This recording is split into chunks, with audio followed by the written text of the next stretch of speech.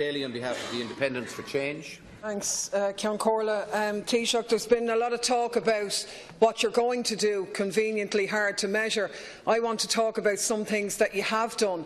I want to talk about a particular group of pensioners and members of a pension scheme, many of whom are in my constituency and indeed many of whom are in yours, and a whole number of them who are in the gallery with us today haven't taken the day off work to be here. Now, when you were Minister for Transport, you brought in the State Airports Shannon Group Act. As a result of the unique powers given to the trustee in this legislation, the pension scheme of thousands of workers in Aer Lingus, the DAA, the Shannon Airport Authority was changed dramatically with effect from January 2015. The accrued benefit of active and deferred members has been frozen. It will never increase in the future. Deferred members saw their entitlements plummeting, devastating the expectations of their living standards in their retirement years. And I can tell you that they're not celebrating over the €5 increase yesterday. When you were Minister for Social Protection, actually looking at the records exactly a year ago almost today, I brought to your attention the situation of an associated pension scheme, the second Aer Lingus supplementary scheme involving some of the same people, a scheme linked to the IASS with the discretionary benefits objective to potentially provide for indexation of the IASS, which was closed at the same time. I brought to your attention that this fund had €108 million belonging to 2,500 people sitting there in cash while the trustees took siphons and spent hundreds of thousands of professional fees. That scheme now is in wind-up, and you're the Taoiseach now at this stage, and the people involved urgently need your help. The pension operated for 8 years between 2007 and 2014. Workers paid in 2% of our salary, the company paid in 4%, and €34 million was put in to kick-start it.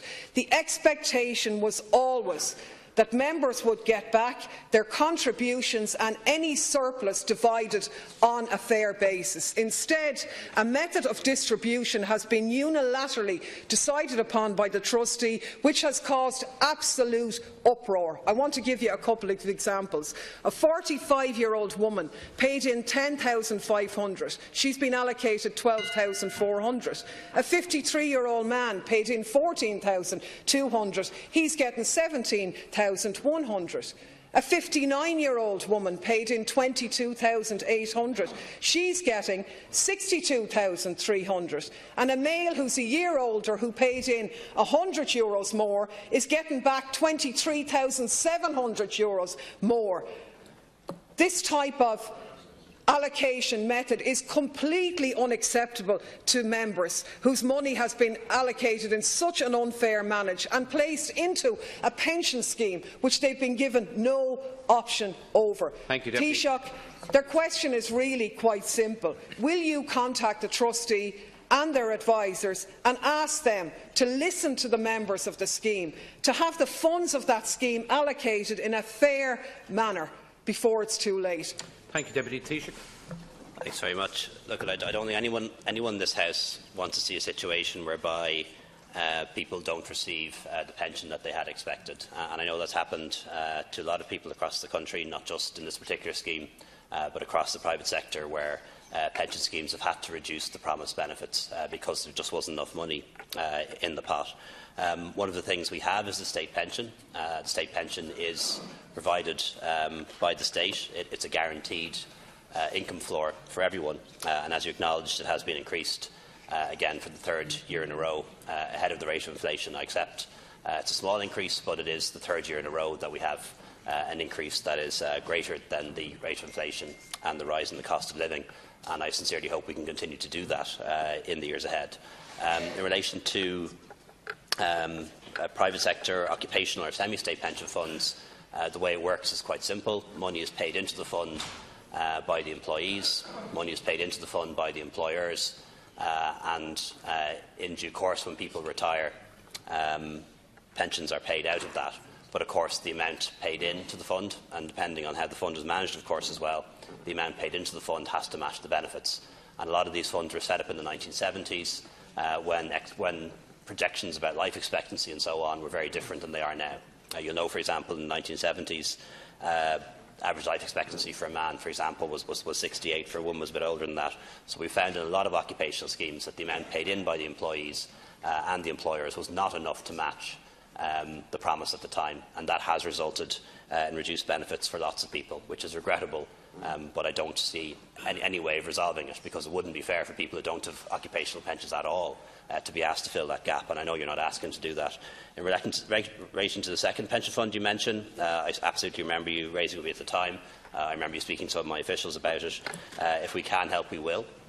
But I think it's quite limited as to what can be done, because we have to act within the law, and that goes for me and it goes for Minister Doherty as well.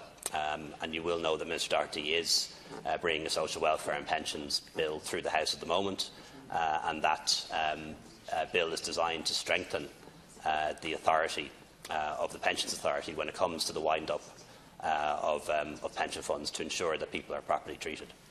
Thank you, Taoiseach. Deputy Daly.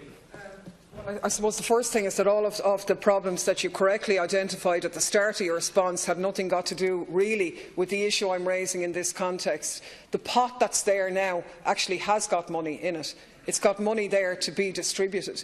And the problem is that the failure of the Department of Social Protection to take on the unfettered power of trustees in pension schemes has resulted in the fact that this trustee has decided, against the wishes of the vast majority of the members of that scheme, to allocate the monies into a different pension scheme over which the members have no say, and in a completely unfair manner. The trustee is the Irish Pensions Trust, owned by Mercer. The wind-up administrator is Mercer, and the scheme actuary is Mercer. The scheme lost £2 million. The funds were sitting there in cash, in money that they bled out of the scheme in the last 2 years before the wind-up. What they're asking, and I really respect the fact that you can't intervene, but you can contact the trustee and Mercers and say, just because legally you don't have to listen to the members of the scheme because there's no legislation to say that, we're asking you to do that because that's the right thing to do. It's the fair thing to do, and the method of distribution now is utterly appalling. Taoiseach, to conclude on this matter.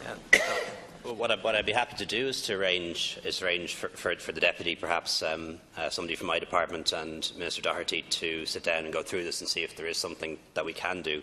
I suspect there isn't. The law needs to be changed in this area.